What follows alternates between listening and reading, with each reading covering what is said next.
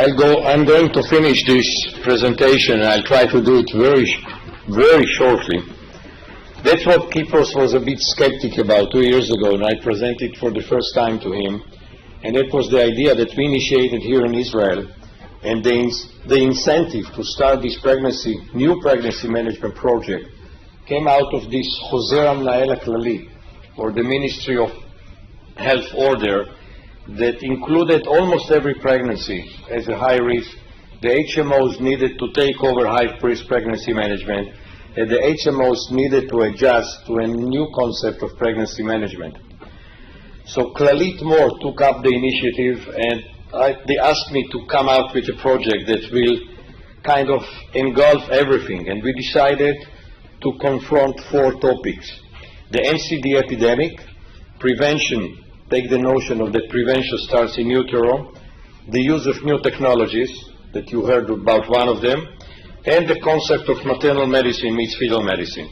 Let's take the first 2 one, NCD and prevention starts in utero. That's the vicious cycle of the NCD epidemic. And that's what very clearly comes out of it, that prevention has to start in utero. There is no doubt in it. And that's only an example of pregnancy complicated by diabetes and obesity, what we call now diabesity. And if we want to intervene, if we want to do something for the next generations, we have to make it happen pre-pregnancy and to start to diagnose and properly correct it during pregnancy in order to avoid all the influence on the next generations. And it was clearly understood by the international organizations. And in September 2011, the UN held a summit, and Margaret Chan, the Director General of WHO, clearly stated that we are facing a slow motion disaster with NCDs, non-communicable diseases. And it's very, very clear that programming and imprinting, which means the start of NCD imprinting and programming, is during intrauterine life. So if we want to prevent and change the future of the next 3 generations, and the Butero picture here delineates very, very nicely, we have to start prevention in utero. That's the main notion. So then we tackle the new technologies. And the new technologies of management and pregnancy follow-out based on prediction and prevention. Have a look on the technology timeline. Some of you still remember the 1970s when we had a change from the pure obstetric, the basic obstetrics, that we could only deliver, use forceps, cesarean sections. We moved later to maternal fetal medicine with prenatal testing, diagnosis, biochemistry, invasive procedures. Ultrasound and Doppler became more and more profound. Fetal heart rate monitoring, fetal scalp sampling, etc., etc. And then 2013, as you heard now from Larry and from Howard and from Kipros, that's the era of prediction and prevention. That's where we stand a chance by using new technologies, using whole genome sequencing, bioinformatics, biochemistry, NIPTs, and in the future we'll hear more and more about metabolomics and small RNAs, microRNAs. So 2013 is really a turning point for all of us. And lastly, we wanted to tackle maternal fetal medicine, maternal medicine that meets fetal medicine. Actually, our profession is maternal fetal medicine. But to be honest, are we doing exactly what our profession is called? Are we doing really, each one of us, maternal fetal medicine? Some of us are doing maternal medicine, some of us are doing fetal medicine, but we have to do it in a combined fashion. And we clearly delineate, you can see exactly what maternal medicine stands for, what fetal medicine stands for, and what are the pregnancy-induced conditions that we want to predict and hopefully to prevent. And just to take you almost 3 years back, Mary Dalton wrote in an editorial in the Green Journal, where is the M in maternal fetal medicine? And 2 weeks ago, June 2013, in the American Journal of Obstetrics and Gynecology, she had it again, a clinical opinion, and she calls it again, now with the group of the Maternal Fetal Medicine Network, putting the M back in maternal fetal medicine. So it's clearly recognized that we have to put more efforts to maternal medicine and not only to deal with fetal medicine. If we want to change the next generations, that's what we want to do. That's K-process pyramid. You heard about it. I'm not going to repeat it, but it's mainly fetal medicine. There is more and more now of maternal medicine coming to us, and that's the floor that I told Kipros that we are going to add. The non-communicable diseases, the chronic diseases, that I am sure that here in Israel we can do it. And Kipros was skeptic 2 years ago, and I'm quite sure that we'll be able to do it with Clalit and with more, and to prove Kipros to be wrong again, hopefully, and I'm quite sure that it will work. And I'll show you what we intend to do there. So the Clalit more start the pregnancy management project. I'll skip it, the aim and the advantages. The Clalit is a huge force. Not many people know about it, but the Clalit is the second biggest HMO in the world. You can see on the right side that it has more than 4 million registered participants in the Clalit. We have more than 80,000 deliveries per year in the Clalit hospitals. The Clalit is divided into 8 districts. It employs 34,000 employees.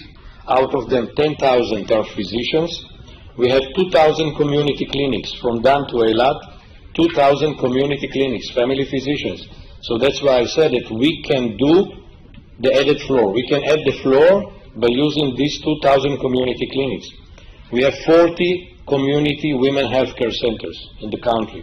We have 14 hospitals, medical centers, and the yearly budget of the Clalit is about $6 billion.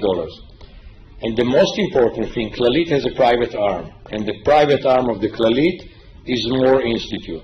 And More Institute can do a lot of things that the Clalit and its general standard way of care can't provide. And in More, we'll be able to do it. And I'll show you what we are going to propose in More. So that's the map of the 8 districts. The More women healthcare centers will be probably in each one of the centers.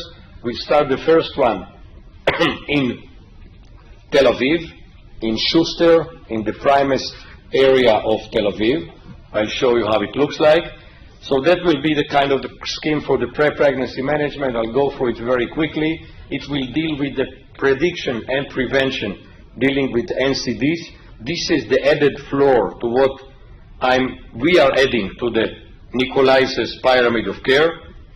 That's what we are going to do in the women healthcare centers, that we are going to provide, starting with pre-pregnancy counseling in the first trimester of the first visit, starting very, very early in the 6 to 8 weeks of pregnancy and moving to the first trimester.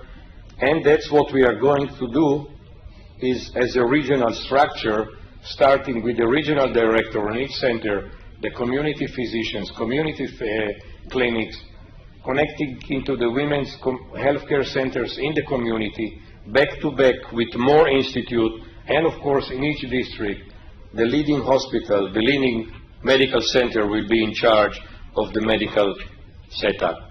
This is More. This is the first building. This is the first center that More will be in Schuster in Tel Aviv. It's a building that will have 5 floors. The first 2 floors will have a children healthcare center. Next 2 floors will have a women's healthcare center. Katowice is moving from the North Tel Aviv area to Schuster. It will have 2 floors. And then the 5th floor will have the More Women's Healthcare Center, which will be the private arm of this whole setup. In More, we want to set up a one-step clinic, as you see here, dedicated to prediction and prevention.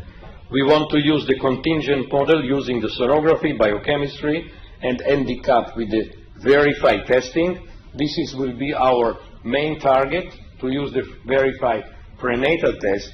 And adding to the Verify prenatal test, we'll of course want to add all the markers that Kipros was alluding in his lecture.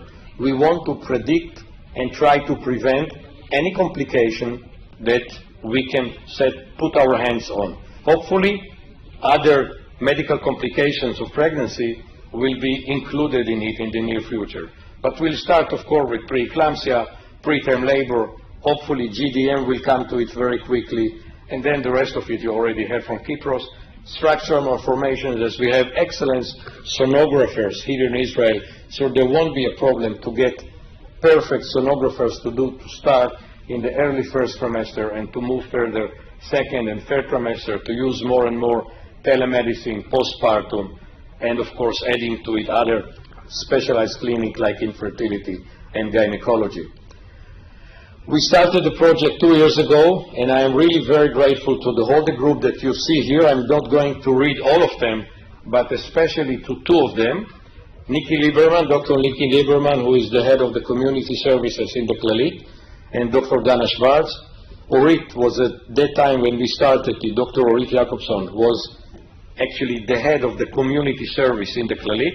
She was the VP of the Clalit, and Nikki and Orit invited me to structure the program with them, and in 2 years we proved Kypros to be wrong, and we are going to start it very, very quickly. And I hope that we'll also prove Kypros wrong, and I don't know in how long time, by adding the floor to his pyramid. Thank you very much.